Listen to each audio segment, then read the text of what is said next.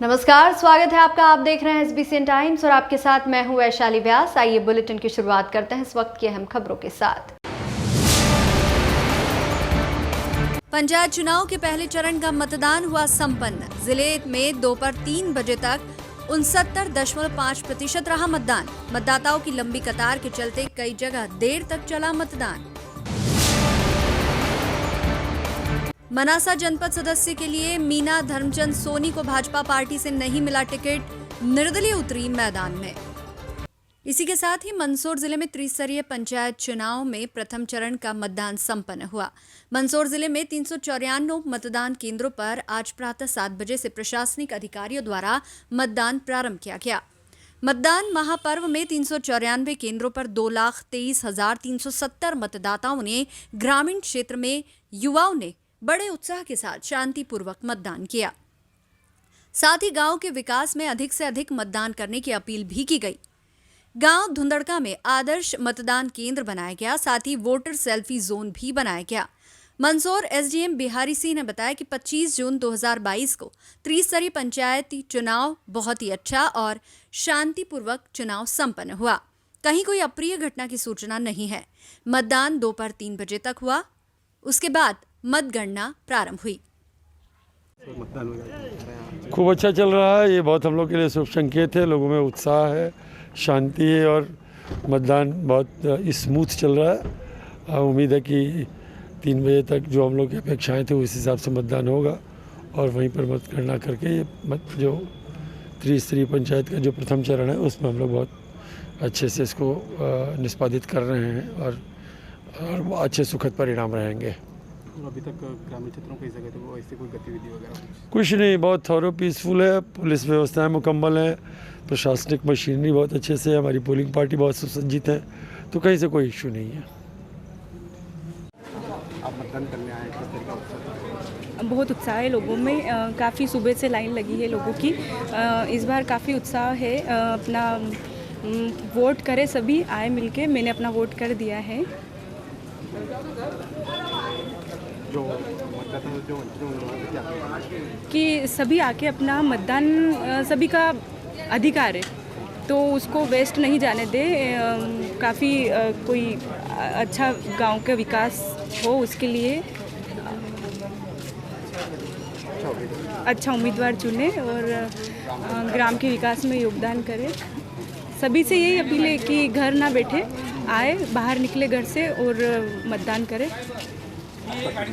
नीलम मेहता। चुनाव वगैरह मतदान वगैरह किया गया?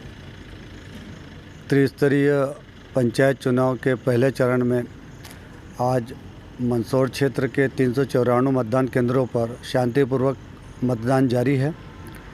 कहीं से भी किसी अप्रिय घटना की खबर नहीं आई है और 3 बजे बाद समय समाप्त हो रहा है, किंतु जो मतदाता लाइन में लगे रहेंगे उन्हें टोकन देकर मतदान जारी रहेगा। इसके तत्काल बाद अपने अपने क्षेत्र में सभी मतदान दल गिनती करेंगे और उसके बाद सारी मतदान दल की गाड़ियों को यहाँ बुला लिया जाएगा। मनासा तहसील क्षेत्र के ग्राम पंचायत आंत्री माताजी निवासी सोनी परिवार पिछले कई वर्षों से पार्टी से जुड़कर कार्य कर रहे हैं, लेकिन इस बार इन्हें जनपद सदस्य पद के चुनाव के लिए भाजपा से टिकट नहीं मिली, जिसके चलते नाराज जनपद प्रत्याशी उम्मीदवार मीना धर्मचंद सोनी ने जनपद पंचायत वार्ड क्रमांक 24 के सदस्य पद हेतु ग्राम आंत्री माताजी से निर्दलीय अपना नामांकन दर्ज कर जनपद सदस्य हेतु दावेदारी जताई है। मीना धर्मचंद सोनी को जनता का अपार समर्थन मिल रहा है। जनपद पंचायत वार्ड क्रमांक 24 के अंतर्गत 3 पंचायत, करीब 7 गांव शामिल है और करीब 6,000 मतदाता है। मीना सोनी लगातार घर घर जाकर जनसंपर्क कर लोगों से अपने पक्ष में मतदान करने की अपील कर रही हैं। इनका कहना है, शिक्षा, स्वास्थ्य और विकास का हर कार्य निस्वार्थ भाव से करूंगी। शासन की हर योजनाओं का हर आम आदमी को लाभ मिले, ऐसा हम प्रयास करेंगे। मीना धर्मचंद सोनी सहित वार्ड से 2 और उम्मीदवारों ने जनपद सदस्य पद हेतु दावेदारी प्रस्तुत कर चुनावी मैदान में उतरे हैं। अब देखना यह है कि 8 जुलाई 2022 को मतदाता किस प्रत्याशी को अपना प्रतिनिधि चुनते हैं। पहले तो बस आप सभी का बहुत बहुत धन्यवाद जो आप मेरे को इस लायक समझा इंटरव्यू लेना है मेरा। मेरा नाम किशन सोनी है। मम्मी का फॉर्म भरा है जनपद पंचायत 24 वार्ड से, मीना सोनी, धर्मचंद सोनी, आत्री माता। मेरा एक ही मकसद है हमारा कि विकास हो सके हमारे वार्ड में विकास हो सके, सड़क सुविधा, पानी की सुविधा, हर चीज़ की सुविधा हो सके।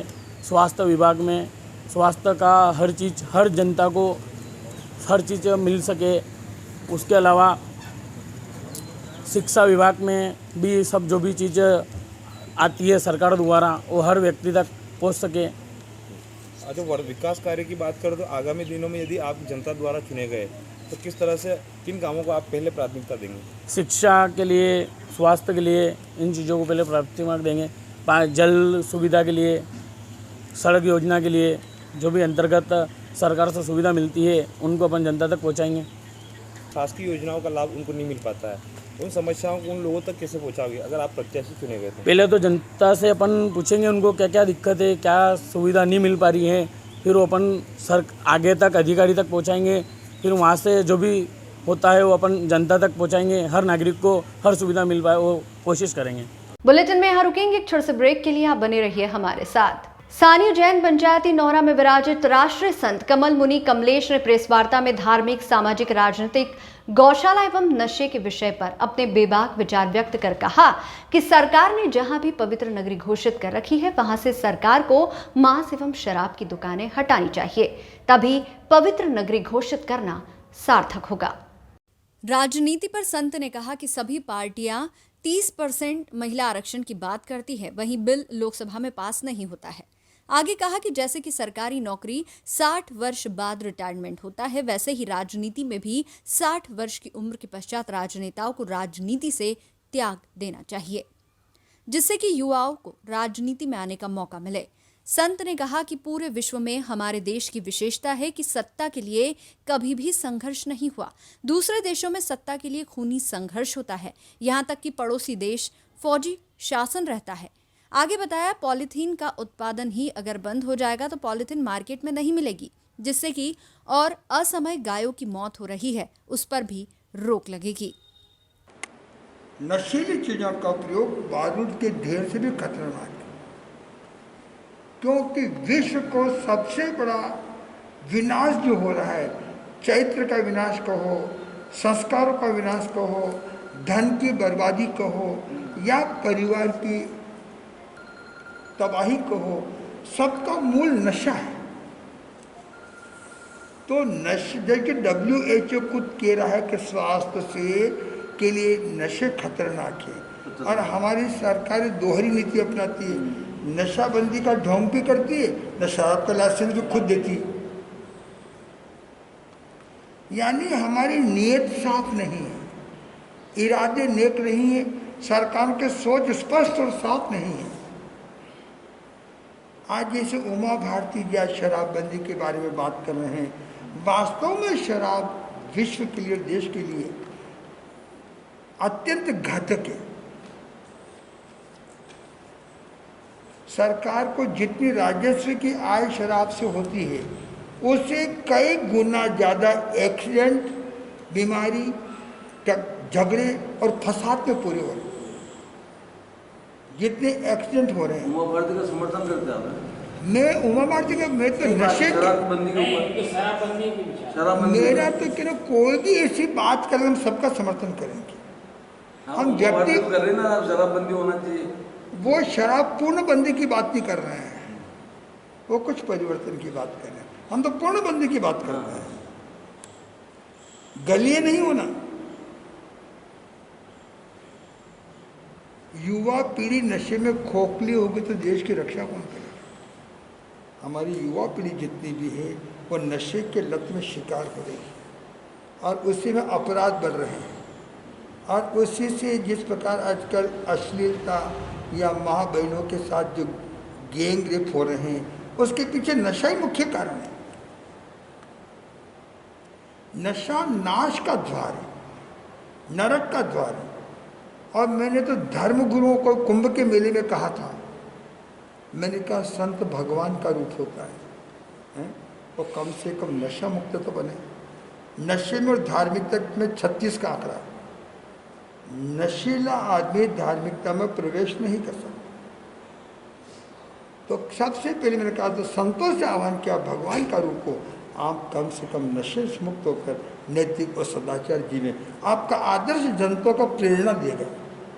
और जब धूम्रपान कानून बनाओ विधेयक, उसकी धज्जी उड़ रही है, तार तार हो रहा है, यानी कोई भी कानून धरातल पे नजर नहीं आ रहा है, चाहे पॉलीथीन थैली का हो, चाहे शराब का हो। तम्बाकू की गुड़िया में लिखा हुआ है स्वास्थ्य के लिए हानिकारक है, तो उसके बाद फिर चालू बंद करना क्यों है उसको? नहीं, जैसे पालन तो क्या करेंगे उसका? रिटायर की उम्र तय है 60 साल बाद, तो चुनाव आयोग को नेताओं के लिए भी रिटायर उम्र तय करनी चाहिए, या पार्टियों को आचार संहिता बना देनी चाहिए।